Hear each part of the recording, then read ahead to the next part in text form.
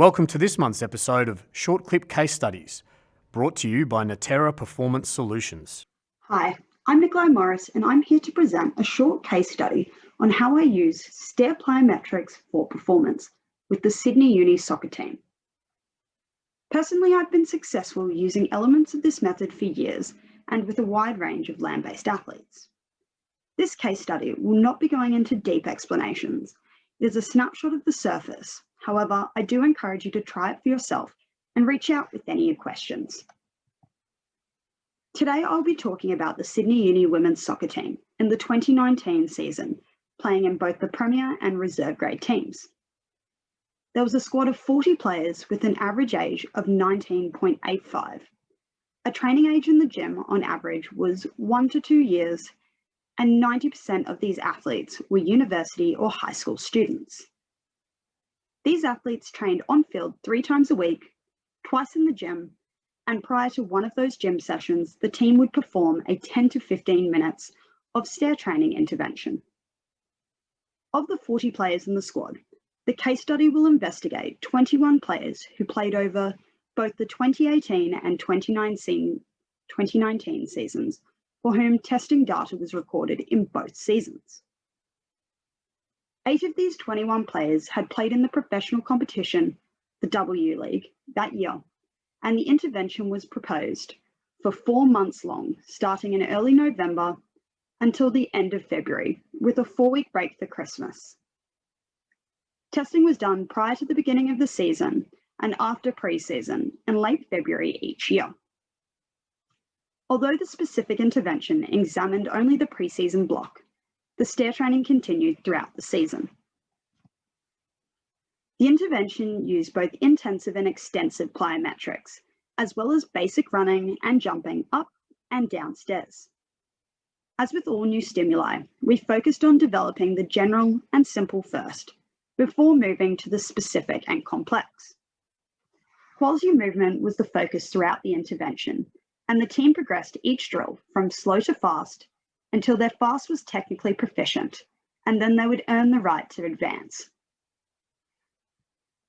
Our 2018 season was relatively successful, winning the premiership and placing runners-up in the championship.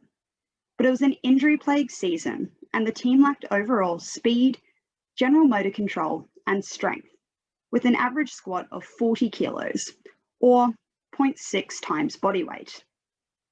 The team also had 7 major knee injuries, 4 full or partial ACL tears, and another 3 MCL or meniscal tears in the 2018 season. Unfortunately, we had no official injury data collection on training days or games missed in that season.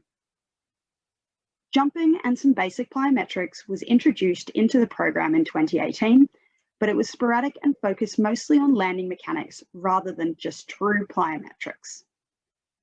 Another challenge for this cohort was managing training commitments with university and school study, employment, representative teams like W League, and general life commitments.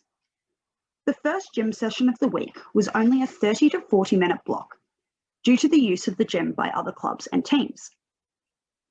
Our athlete population was from all areas of Sydney, and some athletes would need to travel up to an hour just to get to the facility. Athletes were strongly encouraged to attend all sessions without them being compulsory, which at times meant gaps in the data collection and missed gym or field sessions. Thus, to ensure the session was worthwhile to attend and to make best use of our time and space, an intervention using stair-based training to improve key areas of physical performance and preparation within our time and space constraints we had was implemented. Although the intervention was pre-COVID, the importance of using what you have available to you in a simple and time-effective manner to enhance performance has been reinforced over the last year. Stair training ticks all these boxes in both a pre- and post-COVID environment. Plyometric training is applied in many sporting disciplines as a preparatory motor exercise that improves the athlete's jumping ability, power, and speed, as well as many other great qualities of athleticism and performance. Stair running and jumping have been used for centuries as a performance enhancer. However, There is still limited research on how it benefits athletic performance, with the bulk of the research on stair training being done in the elderly populations. Working with females in the elite and semi-elite fields can be complex. Due to the relative infancy of women competing in professional sport, reduced access to facilities, high-level coaches, athletic development, or medical staff, many athletes have come with large gaps in their athletics toolbox and a low strength training age. Addressing these gaps using basic movements such as running, hopping, skipping, jumping, general rebounding, and plyometrics, as well as a strong underpinning of strength, are necessary for many female athletes to improve performance and decrease injury risk. A great research article, anterior cruciate ligament injuries in Australian football. Should women and girls be playing? You're asking the wrong question. By Aaron Fox et al. Found dancers who incorporated similar high-risk movements, training loads, and a program heavily skewed to landing technique work had no disparity between male and female athletes on ACL injury risk, showing injury risk could be more related to training age and exposure. Strength match men and women have also shown comparable risk of ACL injury. Addressing these differences in strength, skill, motor control, and conditioning can contribute to minimize any sex differences in ACL risk. Goals of adding this intervention into the program was to win both the championship and premierships by maximizing opportunities and preparing the athletes to meet the sport's demands. The aim was to use stair-based running, jumping, and plyometrics to increase general movement competency, force absorption and production, ankle, hip, and knee control, overall calf capacity, stiffness, reactivity, and speed, whilst decreasing injury risk. It must be noted that this stair plyometric intervention was considered as part of the entire program and was not performed in isolation. So the testing data and results must be considered as such. The current slide is what was used to frame the intervention, working from simple to complex. The stairs used were uniform in height and width and were approximately 20 steps high.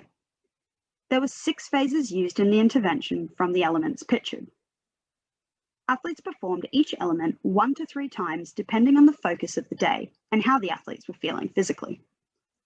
The recovery was walk back plus approximately 20 to 60 seconds, depending how long the line of athletes in front of them was. They were encouraged to attempt the full 20 steps, but were allowed to limit this to halfway when learning or had any niggles. This allowed me to gradually load the athletes so they could maintain technique and confidently progress to the next level. The team started in phase 1 by performing the stair running, 1 and 2 steps at a time, starting slowly and then working on their speed as they got more comfortable. We then progressed through the jump and stick elements of 2 steps, 3 steps, and max, which at the beginning for most was still 3 steps at a time.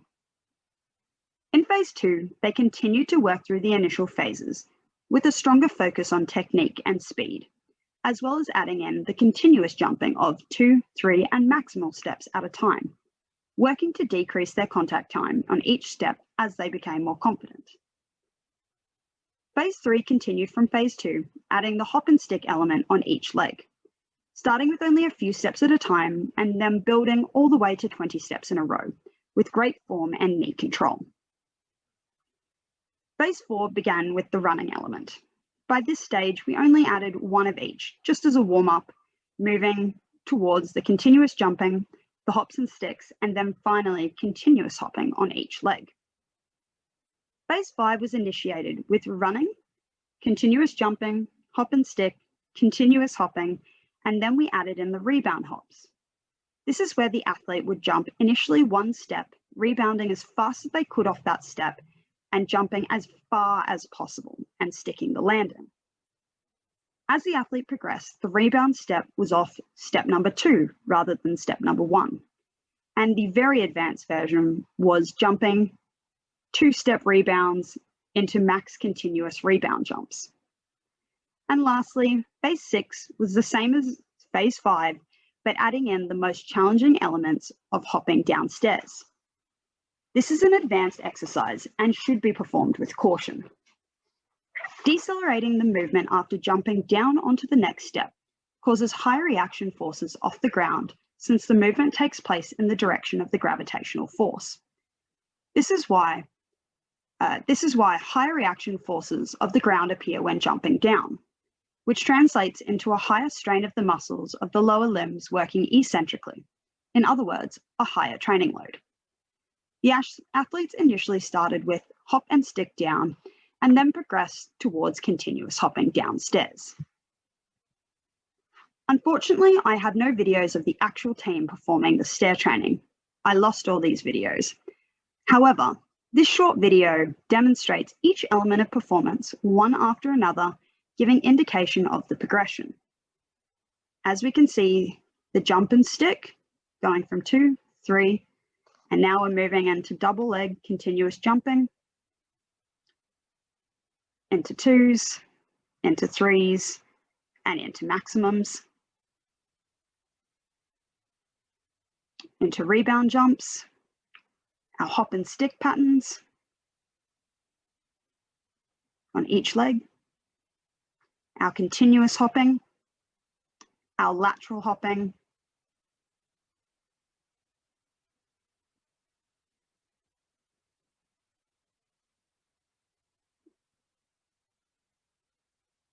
making sure we're going inside and outside legs, and then our hop and stick downstairs, and finishing with our continuous hopping after we finish our hop and sticks.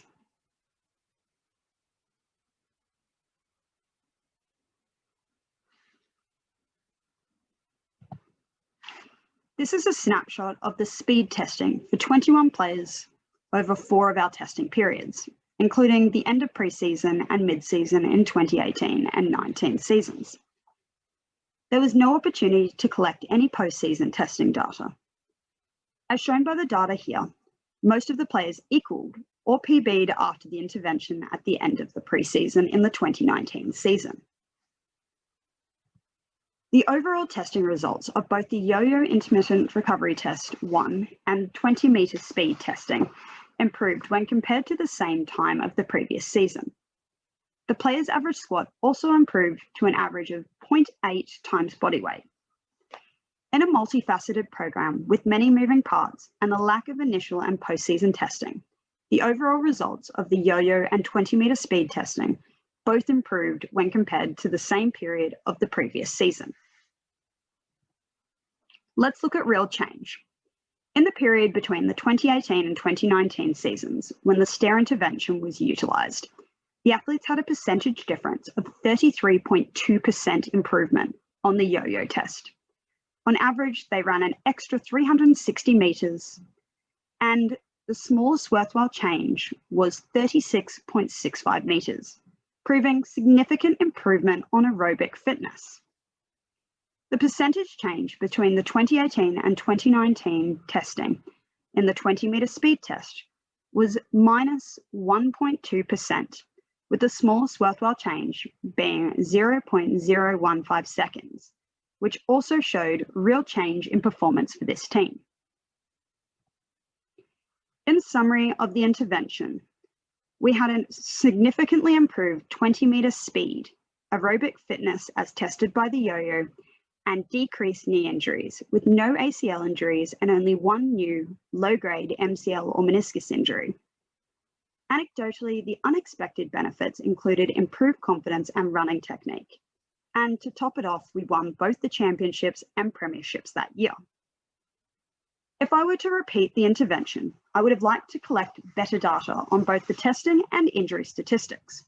I would look to test the vertical jump, speed testing across acceleration to Vmax of 10, 20, and 40 metres, gastroc and soleus endurance test and strength, single leg hop for distance, crossover hop, and depth jump testing to get a clearer picture of improvements of this intervention.